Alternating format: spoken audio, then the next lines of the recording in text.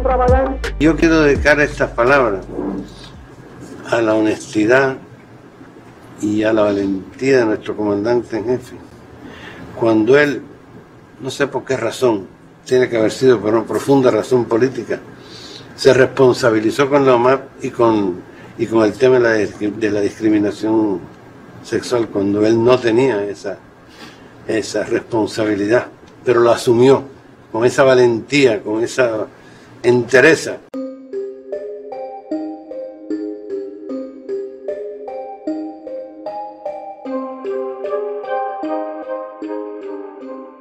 Las unidades militares de ayuda a la producción fueron campamentos, no campos de concentración, como se dice.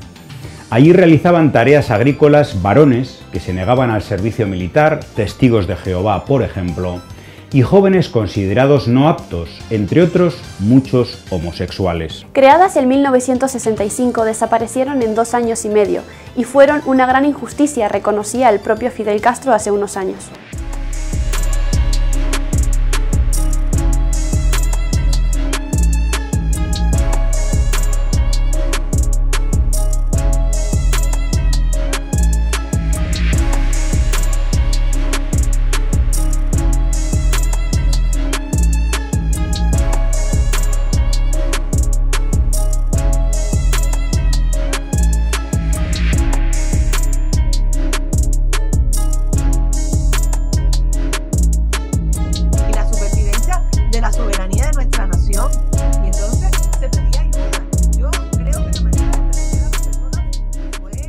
Yo he entrevistado a personas que se me han acercado porque han querido a contarme sus experiencias en la OMAP. Cada uno tuvo experiencias diferentes, va con su personalidad.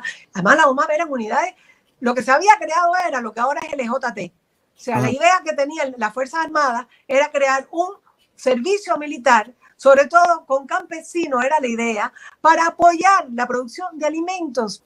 Ir a trabajar en el campo. Claro, tú no querías ir, pero había que ir, era necesario apoyar. Había mucha gente que estaba totalmente distanciada de los problemas del país y no quería poner su granito de arena, y eran momentos muy difíciles que se estaba jugando de vida a muerte la revolución.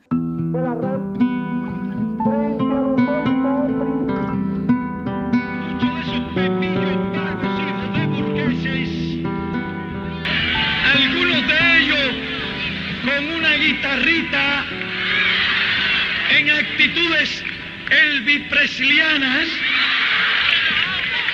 y que han llevado su libertinaje extremo de querer ir a algunos sitios de concurrencia pública a organizar sus shows feminoides.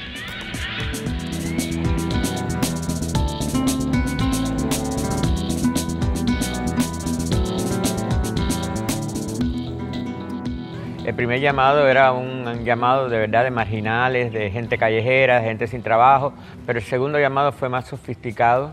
Se escondieron detrás del servicio militar para hacer las citaciones y eran generalmente personas religiosas, personas homosexuales. Para mí fue un momento terrible de mi vida porque yo tenía 20 años nada más. Yo creo que la manera de recoger a las personas fue terrible. No, eso fue un trabajo que se hacía desde el Ministerio del Interior. Realmente no era compatible con lo que había decidido las Fuerzas Armadas en ese momento. Estaban algunos de sus dirigentes de la Fuerza Armada tomando cursos de oficiales en la Unión Soviética, cuando entonces el Ministerio del Interior toma la decisión de hacer esto de esta manera. Y entonces, tanto que a los 3 años se cierran las OMAP y se da un tiempo para crear después cuidadosamente lo que se quería hacer originalmente, que era el ejército con el trabajo. Fue una necesidad de cazar como criminales convictos a más de 25.000 jóvenes. Eso fue algo que nunca ha sucedido en la historia de este hemisferio, ni incluso cuando el exterminio de los indios. Nunca se hizo una cosa tan técnica y un terrorismo de Estado tan sofisticado como los campos de concentración de Luma. Más de 25.000 fueron cazados en trenes, ómnibus y todo. Casi se paralizó el transporte público de La Habana.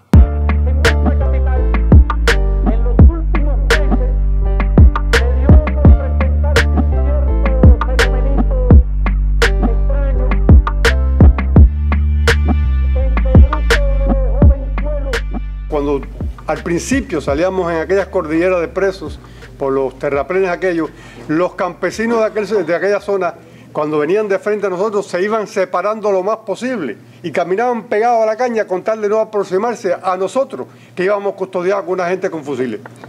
Ahora, después con el tiempo nos enteramos. ¿Qué es lo que había pasado? Bueno, habían hecho un trabajo de ablandamiento en los batallas aquellos, diciendo que no se pusieran en contacto con ninguno de esa gente, porque lo que viene de La Habana, y yo no era de La Habana, ¿no? Pero lo que viene de La Habana es la lacra social. Son violadores, son ladrones, son homosexuales. Por ahí hubo de todo, ahí hubo fusilamiento, golpiza, enterrar gente en la tierra para que las hormigas se lo comieran ahí vivo, y cuando ya estaba ya deteriorado, yo mismo tuve una infección en los riñones. Yo pensaba que cuando salí de esos campos de concentración no iba a poder tener hijos, te lo juro. Amarrar a alguien porque era un testigo de Jehová y meterlo un día casi completo amarrado a la cerca, ahí, sin camisa. O poner a abrir un hueco a un tipo y después que lo abría completo decía, ahora vuelve a taparlo. Y se metían así. O cuando dejaban sin comer a la gente, sobre todo los testigos de Jehová, porque es verdad, porque no les daba la gana de hacer guardias, porque no querían ponerse el cinto del uniforme.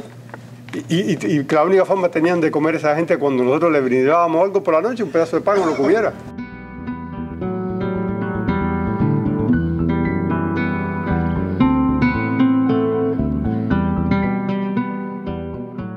Fue un psicólogo portugués que vino a Cuba diciendo que él tenía una posibilidad de curar la homosexualidad. Todavía estaba catalogado como enfermedad. Entonces la Universidad de La Habana le dio todas las muchachas que se iban a graduar ese año para que hicieran ese estudio en la UMAP.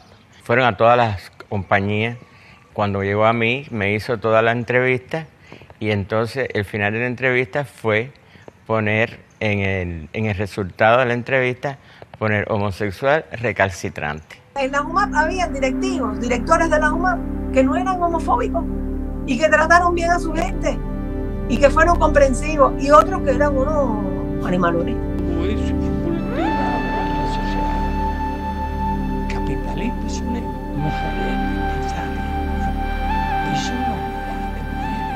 Ya el triunfo de la revolución, esta etapa de que estamos hablando, era el elemento machismo, estaba muy presente.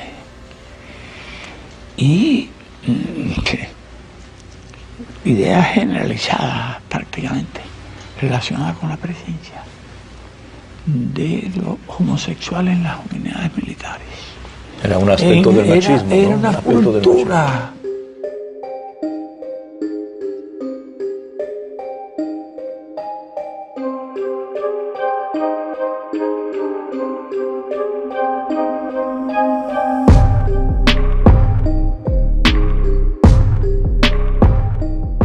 A nosotros nos cogió el efecto de Estocolmo. Hicimos una obra favorable a los que nos habían mandado para allá y nos culpábamos por haber ido hacia allí, en esa obra de teatro que le escribimos Ricardo Barber y yo. Empezaron a sentirse culpables de estar allí, porque todos los días nos lo decían: ustedes son culpables, ustedes son árboles que han crecido torcidos. Llegamos a representar la obra en la unidad y se corrió la bola en todo Camagüey de eso, y vinieron unos coroneles a proponernos, y Barber y yo rompimos la obra y dijimos que no la recordábamos y que no queríamos hacerla en ningún lugar.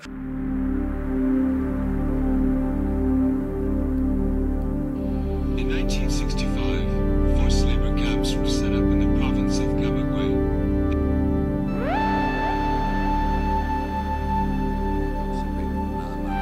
Entonces ya, pero de todas formas era imposible escaparse por los alambres. 14 pelos y un día me separan de mi amada. 14 pelos y un día me separan de mi madre, y ahora sé a quién voy a querer.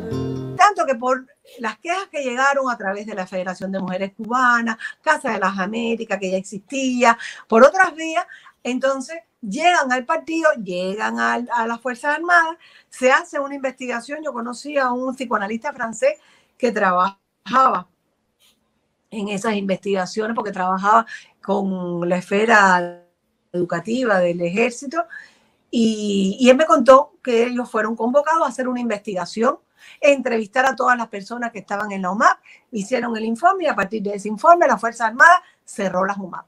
Aparte de golpiza y todo lo que se le puede hacer a un preso inimaginable, el lema de la UMAP de nosotros es donde nunca hubo un gesto humano. Ellos te decían continuamente, aquí te vas a podrir, dile a Dios, porque eran problemas también religiosos. Si tú crees en Dios, Fidel Castro te tiene aquí hasta que tú entiendas el plan de nosotros. Y si tú crees que Dios existe, dile a Dios que venga de donde venga y que te quite esas botas asquerosas. Animales, como si fuéramos ganado, adentro, llegaba el otro camión, lo llenaron y vamos saliendo, hasta llegar a una caravana. Mariela Castro decía en la presentación del libro Bandera Hueca que su tío no tenía que pedir perdón por las cosas que habían pasado a los homosexuales, ni a los marginados durante las UMAP, ni las persecuciones que fueron, porque en aquella época todo el mundo era homófobo. Es verdad que en aquella época el mundo entero era homófobo, porque todavía no estaba despatologizada la enfermedad, pero no todo el mundo abrió cárceles para los homosexuales. Nosotros fuimos tratados igual que han sido tratados todos los presos políticos. Una vez contrario al régimen, ya tú no eres más persona. De desmoralizar a la familia de nosotros, de que nosotros éramos víctimas, que no era, si tenía que cambiar raba, los mierdas. Y que han llevado su libertinaje extremo de querer ir a algunos sitios de concurrencia pública a organizar sus shows feminoides.